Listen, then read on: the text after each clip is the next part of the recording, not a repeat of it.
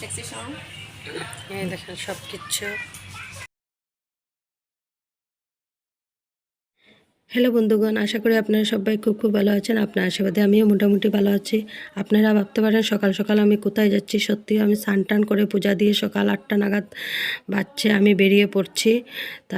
তাহলে আজকে 4-5টা দিন থেকে মন চিত অনেক খারাপ, মন মেজাজ একদমই ভালো না। তার জন্য আপনাদেরকে ভিডিও শেয়ার করতে পারছি না, কোনো ব্লগ শেয়ার করতে পারছি না। তার কারণটা আপনারা ভিডিওটা দেখলেই বুঝতে পারবেন। আর এখন দেখছেন আমি বাজারের দিকে, আমি বাজার করতে নয়, সত্যি আমি যাচ্ছি এখন।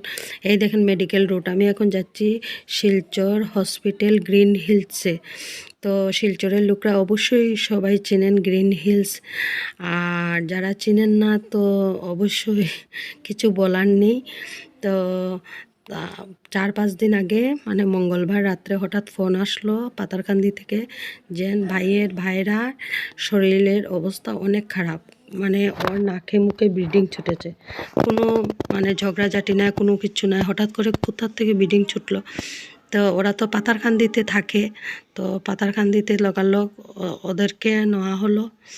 এই দেখেন গ্রিন হিলস হসপিটালে এসে পড়েছি। তো পাতারকান্দিতে যেহেতু ওরা থাকে, তো ওরাকে তাড়াতাড়ি করে ওকে রাত্রেই নেওয়া হলো মাকুন্দাতে। যারা নাম শুনেন তো জানতে পারেন, মাকুন্দা হসপিটালে আমিও কোনো দিন যাইনি। তো ওরা মাকুন্দার থেকে ওদেরকে রেফার করা হয়েছে সিরিয়াস অবস্থায় জীবনজ্যোতিতে। তো জীবনজ্যোতির এই দেখেন প্রেসক্রিপশনটা আপনাদেরকে শেয়ার করা গেল না, এত ইমার্জেন্সিতে ছিলাম। মানে ওর যখন মানে অবস্থাটা অনেক সিরিয়াস ছিল, একটা মানুষের রাত্রের থেকে ব্লিডিং ছুটেছে, বুঝতে তো পারছি না। মঙ্গলবার রাত্রের থেকে পরের দিন সকাল 10টা নাগাদ জীবনজ্যোতিতে আনা হয়েছে। তো আরপি বণিক একজন স্যার আছে, এন্টি ডক্টর, উনি দেখলেন, দেখার পরে বললেন ওকে সিটি স্ক্যান করার জন্য নাকটা।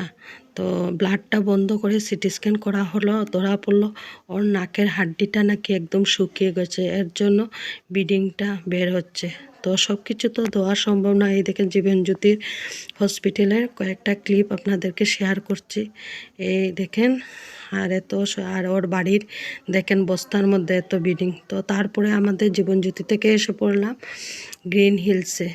তো গ্রিন হিলসে আজকে ওর অপারেশন ডেট, তো ওদের প্রসেস চলছে, আপনারা আশীর্বাদ করবেন অপারেশনটা যেন সাকসেসফুল হয়। ওর বয়সও বেশি নয়, আর ওর মেরিডও হয়েছে, বেশি দিন হয়েছে না, আপনারা দেখতেই বুঝতে পারছেন।